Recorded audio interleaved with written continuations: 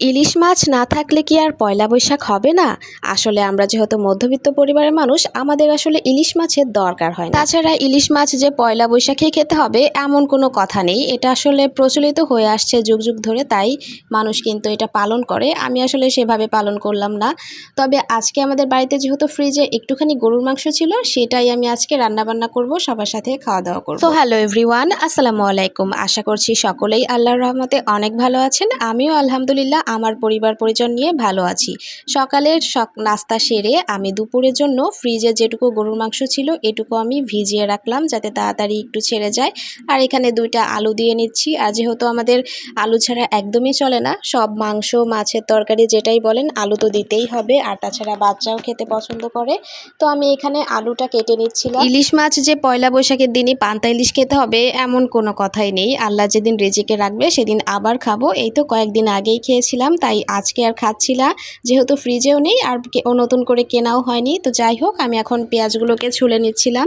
আর আমার শাশুড়ি তো আগে থেকেই মশলাগুলো বেটে রেখেছে, তাই আর কোনো ঝামেলা নেই। আর তার সাথে আজকে আমি পুঁই শাক দিয়ে মুসুরির ডাল দিয়ে চচ্চড়ি করব।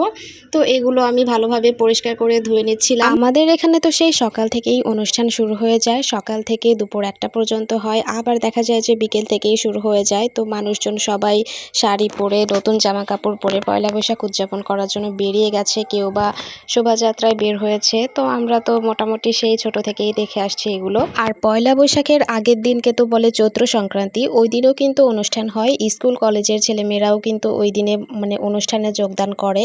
আমাদের এখানে কিন্তু আগের দিনও অনুষ্ঠান হয়, তো 2 দিন ব্যাপী কিন্তু অনুষ্ঠান হয়, মেলা চলে। এদিকে আমার গরুর মাংসটা কিন্তু ধোয়া শেষ, আমি অফ ক্যামেরায় এগুলোকে ভালোভাবে ধুয়ে নিয়েছি। আর এখানে যেহেতু মাংসগুলো অল্প পরিমাণে ছিল, তাই আমি যেগুলো বড় পিস ছিল সেগুলো একটু কেটে ছোট করে নিয়েছি। আর এর সাথে আলু মিশিয়ে রান্না করব, মোটামুটি একবেলা আমাদের হয়ে যাবে। আজকে আমি এই মাংসগুলোকে একটু হাতে মাখিয়ে নেব, হাতে মাখিয়ে কিছুক্ষণ রেখে দেব, যাতে মশলাটা ভালোভাবে এর মধ্যে বসে।